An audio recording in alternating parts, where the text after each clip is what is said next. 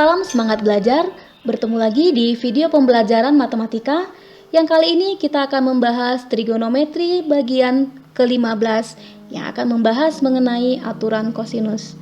Baiklah Anda sekalian, semoga penjelasan dan contoh soal yang akan kita bahas bersama dapat kamu pahami dengan baik. Selamat mengikuti.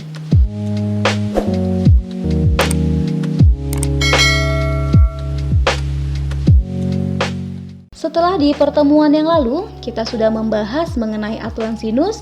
Nah, di video pembelajaran kali ini, kita akan lanjutkan dengan mempelajari mengenai aturan kosinus.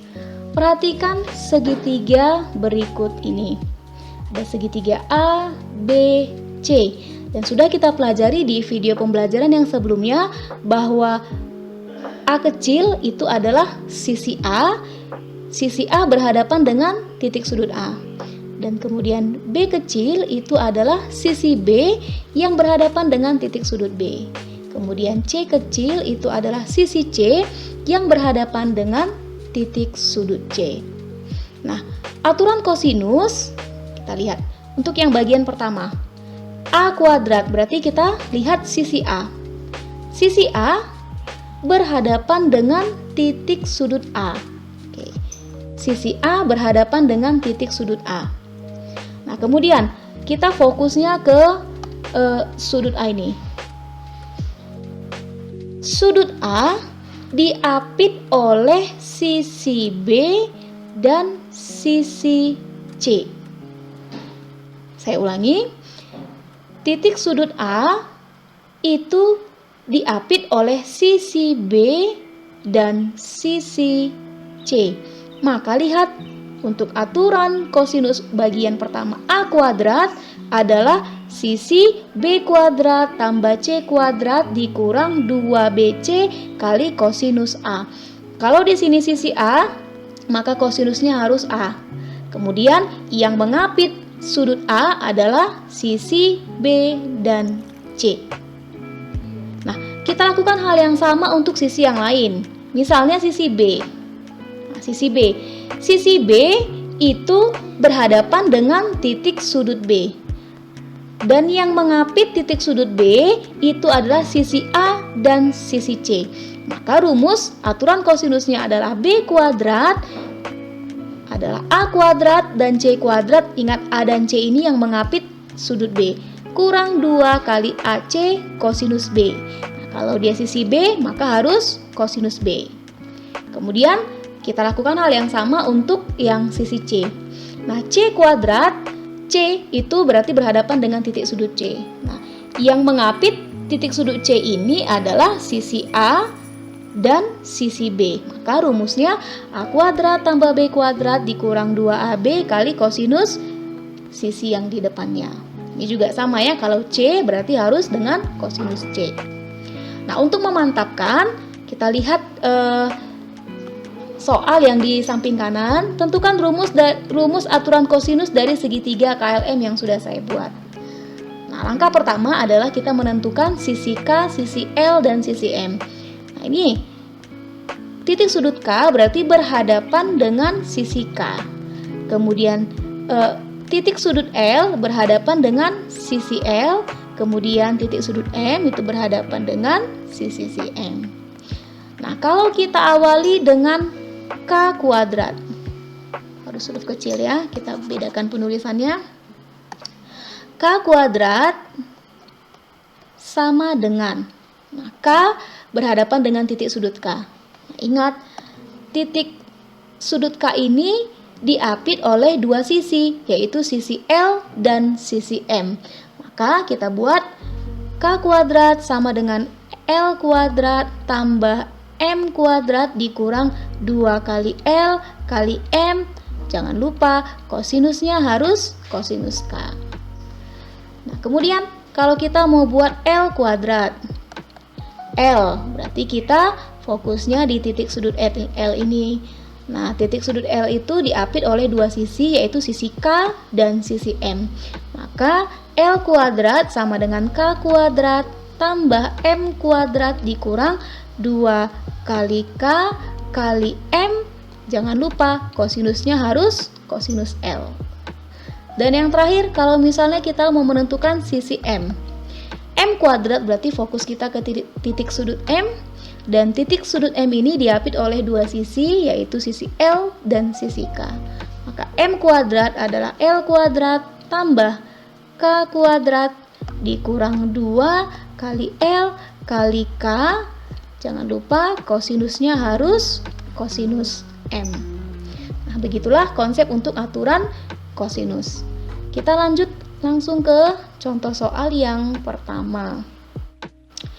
Pada segitiga ABC diketahui sisi A 8, sisi B 9, sudut C 60 derajat.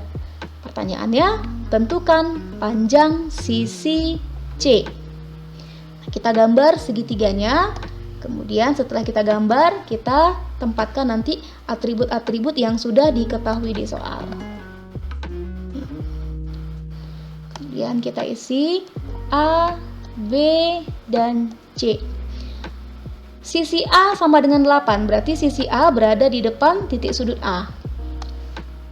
A sama dengan 8 karena berhadapan dengan titik sudut A. Kemudian B sama dengan 9. B sama dengan 9 ini karena berhadapan dengan titik sudut B. Kemudian sudut C-nya adalah 60 derajat. Ini sudut C-nya adalah 60 derajat. Yang ditanya berapa panjang sisi C?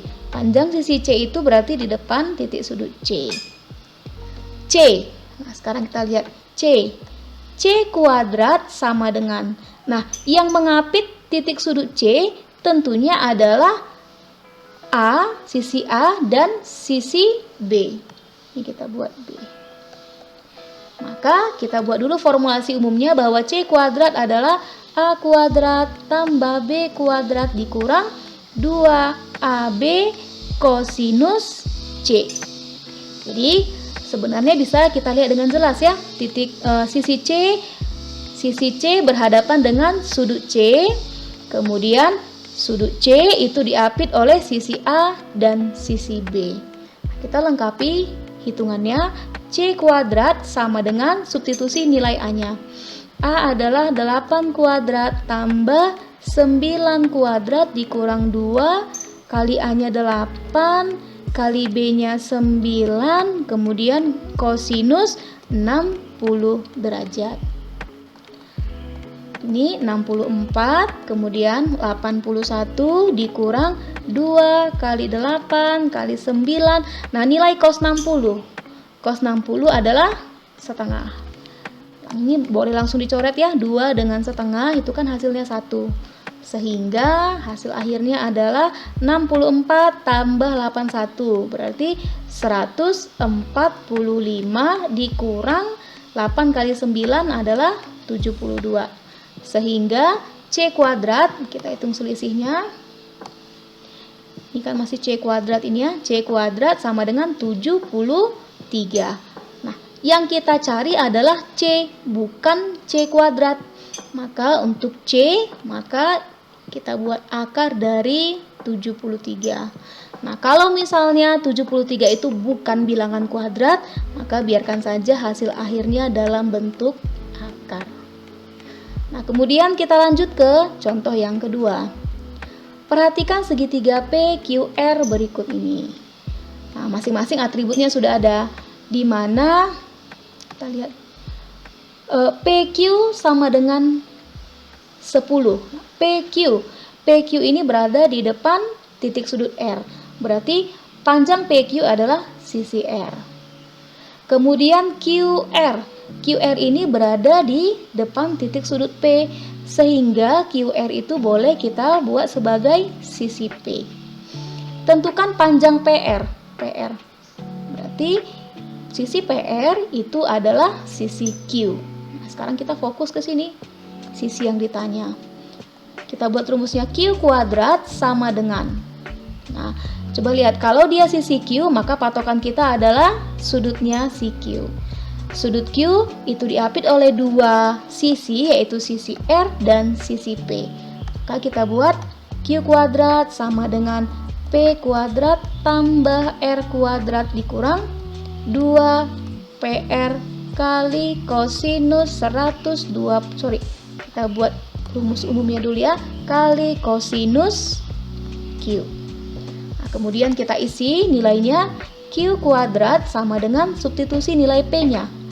6 kuadrat tambah R kuadrat itu adalah 10 dikurang 2 kali P-nya 6, R-nya 10, kemudian kosinus 120 derajat.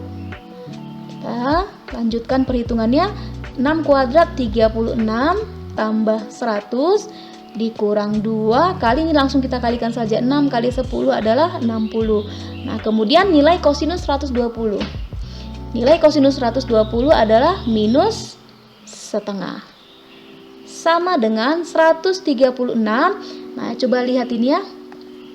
2 dengan setengah ini boleh kita coret karena 2 kali setengah itu kan 1. Nah, jangan lupa perhatikan bahwa ada tanda negatif ini. Negatif kali negatif. Negatif kali negatif, maka hasilnya positif. 60. Sisa angka yang masih ada. Maka hasil akhirnya adalah 196. Ini masih Q kuadrat. Nah, kita bukan mencari Q kuadrat, tapi mencari nilai Q. Maka Q adalah akar dari 196. Nah, karena 196 itu adalah bilangan kuadrat, maka akar 196 boleh kita buat menjadi 14. Itu dia. Baiklah anak-anak sekalian, demikianlah pembelajaran kita mengenai aturan kosinus. Semoga contoh soal yang sudah kita bahas bersama tadi dapat kamu pelajari dan pahami dengan baik. Sampai ketemu di video pembelajaran berikutnya. Tetap sehat, tetap semangat, dan